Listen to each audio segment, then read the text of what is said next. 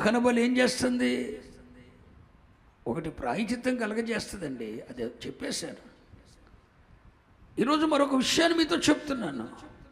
ఆ దహన బలి పశువుతో నువ్వు సమాజంగా కూడుకొని ఆరాధించటానికి, ఆయనను స్తుతించటానికి, ఆయనను ఆరాధించటానికి, సమాజముగా కూడుకొని ఆయన సేవించటానికి నీవు వచ్చినప్పుడే కాదు, నీలో క్రీస్తు అనే దహన బలి పశువు ఉంటే, నీ మాటల్లో, నీ క్రియల్లో, నీ ప్రవర్తనలో అనుక్షణం క్రీస్తు వ్యక్తిత్వము కనపడుతూ ఉంటే, బహిర్గతం అవుతూ ఉంటే, దేవునిని నీవు వ్యక్తపరచగలిగితే, ప్రభువైన యేసుక్రీస్తుని నీ మాటలతో, నీ క్రియలతో, నీ ప్రవర్తనతో, నీ వస్త్రధారణతో లోకానికి చూపగలిగితే, వ్యక్తపరచగలిగితే, ఆ దహన బలి పశువైన క్రీస్తు నీలో ప్రత్యక్షమైతే, నువ్వు కలిగి ఉంటే, ఆ ప్రభుని బట్టి, ఆ దహన బలి పశువును బట్టి దేవుడు నిన్ను అంగీకరిస్తాడు. స్తోత్రం. చెప్పండి హల్లెలూయ. అందరూ చెప్పండి హల్లెలూయ. మనలో ఒకవేళ దేవుడు ఎవరినైనా అంగీకరించాడు అంటే అది మనలను బట్టి కాదు. స్తోత్రం.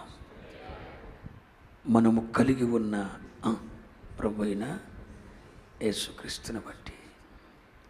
మనలో ఎవని ప్రార్థనైనా దేవుడు అంగీకరించాడు అంటే అర్థం ఏంటో తెలుసా? మనలను బట్టి కాదు, తన ప్రియకుమారుడైన ప్రభువైన యేసుక్రీస్తుని బట్టి. మనము చేస్తున్న స్తుతులను ఆయన అంగీకరించాడు, మన ప్రార్థనలను ఆయన అంగీకరించాడు, మన యాచనలను ఆయన అంగీకరించాడు, మన కృతజ్ఞతాస్తుతులు, మన విన్నపములు, మనము దేవునికి చేసుకున్న విన్నపములు, కృతజ్ఞతాస్తుతులు, యాచనలు, విజ్ఞాపనలు దేవుడు అంగీకరించాడు. ఐ యాక్సెప్టెడ్ అన్నాడంటే అర్థమేంటో తెలుసా? నిన్ను బట్టి మాత్రం కాదు, నీ నీతి క్రియలను బట్టి మాత్రం కాదు, నీవు కలిగి ఉన్న దహన బలి పశువైన ప్రభు అయిన యేసుక్రీస్తుని బట్టి మాత్రమే దేవుడు నిన్ను అంగీకరించాడు. దేవుడు నిన్ను అంగీకరించాడు. దేవుడు నిన్ను అంగీకరించాడు. దేవుడు నిన్ను అంగీకరించాడు. అయితే ఈ దహన బలి అనేది ఏం చేస్తుందంటే, దేవుడు మనలను అంగీకరించేటట్టు చేస్తుంది. అంటే దీని లోతైన భావం ఏంటో తెలుసునా? ప్రభువైన యేసుక్రీస్తు లేకపోతే, ఆ దహన బలి పశువు లేకపోతే, ఆ ప్రభువు మనతో లేకపోతే మనలను దేవుడు ఎన్నటికీ అంగీకరించడు. అంగీకరించడు. అంగీకరించడు. అంగీకరించడు. నన్నైనా నిన్నైనా ఆయన అంగీకరించాడంటే, అందుకే నేను చేస్తున్న ప్రార్థన చేస్తున్న ప్రతిసారి, ప్రభువా, మా ప్రియ పరలోకపు తండ్రి, ప్రభు అయిన యేసుక్రీస్తు వారి రక్తమును చేతపట్టుకొని నీ కృపాసనం సమీపిస్తున్నాను. ఎందుకో తెలుసా? ఆ రక్తము లేకపోతే ఆయన నన్ను అంగీకరించడు. యేసయ్యలో ఉన్న విధేయత నాలో లేకపోతే తండ్రి నన్ను అంగీకరించడు. యేసయ్య లాంటి క్షమించే మనస్తత్వం నాకు లేకపోతే యేసయ్య నన్ను అంగీకరించాడు. యేసయ్య లాంటి నోరు మెదపని, నోరు తెరవని స్థితి, నోరంతే, నోరు తెరవలేదు ఆయన ప్రేమ. నేను అంటాను, ఒకవేళ యేసయ్య కూడా ప్రతి చిన్న విషయానికి నీకులాగా నోరు తెరిస్తే నీ దోషను తీర్చబడేది కాదు. నువ్వు టెంప్ట్ అయిపోయినట్లు ఆయన కూడా టెంప్ట్ అయిపోయి ఉంటే ఈ పాటికి లోకం తుడిచిపోయబడేది.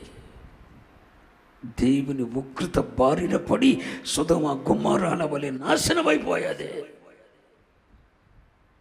ఒక్కని విధేయత, ఒక్కడు తండ్రి చిత్తం చేయటం వల్ల, ఒక్కడు తండ్రి చిత్తానికి అప్పగించుకుంటూ నీ ముఖం మీద ఉమ్మేస్తారు. నా కొడుక, మౌనంగా ఉంటావా?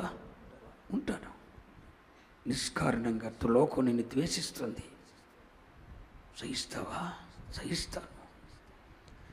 నీ మోం మీద ఉమ్మ వేస్తుంది. జీర్ణించుకుంటావా? వధుపుష్పముగా నువ్వు సిద్ధపరచబడినప్పుడు లోకం నిన్ను హేళన చేస్తుంది, పిడిగుద్దులు గుద్దుతుంది.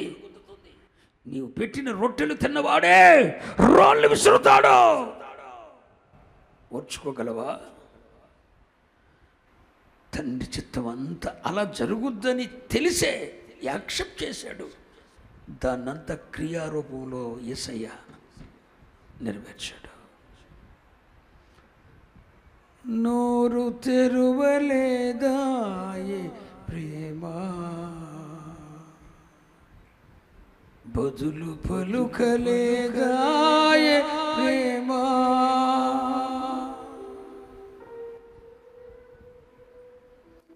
నోరు తెరువలేదాయే ప్రేమ, బదులు పలుకలేదాయే ప్రేమ. ఇది ఎవరి కోసమో, ఈ జగతి కోసమే, ఈ జనుల కోసమే, ఈ జగతి కోసమే.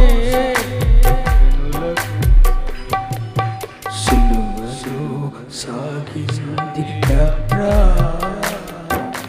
కరుణామయుడి దయగల పాత్ర. సిలువలో సాగినది